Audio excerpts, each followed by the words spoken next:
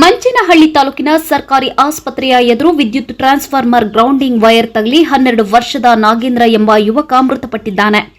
ರಾಷ್ಟ್ರೀಯ ಹೆದ್ದಾರಿ 44ರಲ್ಲಿ ರಸ್ತೆ ಅಗಲೀಕರಣದ ಕಾಮಗಾರಿ ನಡೆಯುತ್ತಿದೆ.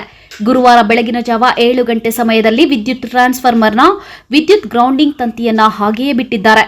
ಅಲ್ಲದೆ ಕಾಮಗಾರಿ ಸ್ಥಳದಲ್ಲಿ ನೀರು ತುಂಬಿತ್ತು. ಇದನ್ನು ಅರಿಯದ ನಾಗೇಂದ್ರ ರಸ್ತೆ ದಾಟುವ ವೇಳೆ ವಿದ್ಯುತ್ ಸ್ಪರ್ಶಿಸಿ ಸಾವನ್ನಪ್ಪಿದ್ದಾನೆ.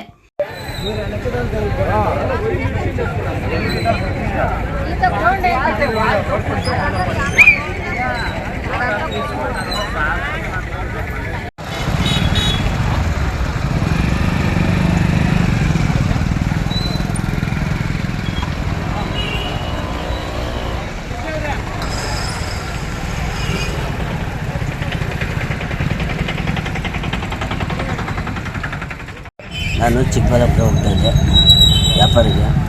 ನಾನು 5:15 ಎದ್ಬಿಟ್ಟು ಹೋಗ್ತಾ ಇದ್ದರೆ ಮತ್ತೆ ಫೋನ್ ಮಾಡ್ತಾಯಿದ್ರು. ರಿಟರ್ನ್ ಬಂದುಬಿಟ್ಟು ಬರೋಷ್ಟೊತ್ತಿಗೆ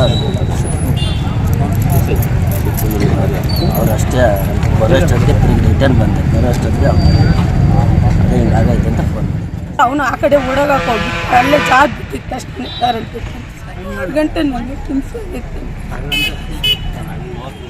ನಿಮ್ಮ ಮಗನ ಹೆಸರು? ನಾಗೇಂದ್ರ. ನಿಮ್ಮ ಹೆಸರು? ವೀಣಾ. ವಯಸ್ಸು ಎಷ್ಟಾಗಿರ್ಬೋದು ಮಗ? ಅನಾಥವಾಗಿ ಸತ್ತೋಗ್ಬಿಟ್ಟಿದ್ದಾನೆ. ಒಬ್ಬ ಮಗ ಇದ್ದಿದ್ದು ಅವ್ರಿಗೆ ಪಾಪ. ಆ ಮಗ ಕೂಡ ಈಗ ಇವತ್ತು ತೀರ್ಕೊಂಡಿದ್ದಾನೆ. ಇದಕ್ಕೆಲ್ಲ ಕಾರಣ ಬೆಸ್ಕಾಂನವರು ಮತ್ತು ಈ ರೋಡ್ ಕೆಲಸ ಮಾಡೋರೇ ಆಗಿದ್ದಾರೆ. ಎಲ್ಲ ಗುಣಿಗಳಿಟ್ಟು ಎಲ್ಲ ಮಾಡಿದ್ದಾರೆ. ಆ ಹುಡುಗ ಅಚಾತುರ್ಯದಿಂದ ಪಾಪ ಸಾವನ್ನಾಗಿದ್ದಾರೆ. ಅದಕ್ಕೆ ನೇರ ಹೊಣೆ KEB ಅವರು ಮತ್ತು ರೋಡ್ ಕೆಲಸ ಅಂತ ಹೇಳ್ತಾ ಇದ್ದೀವಿ. ಇನ್ನು ಸ್ಥಳಕ್ಕೆ MW ರಮೇಶ್, ಮಂಚೇನಹಳ್ಳಿ PSI ಮೂರ್ತಿ ಸ್ಥಳಕ್ಕೆ ಭೇಟಿ ನೀಡಿ ಪರಿಶೀಲಿಸಿ ಪ್ರಕರಣ ದಾಖಲಿಸಿಕೊಂಡಿದ್ದಾರೆ. ಮಗನನ್ನ ಕಳೆದುಕೊಂಡ ಕುಟುಂಬಸ್ಥರ ರೋದನೆ ಮುಗಿಲು ಮುಟ್ಟುವಂತಿತ್ತು. Shashikiran, MMTV news, Manchenahalli.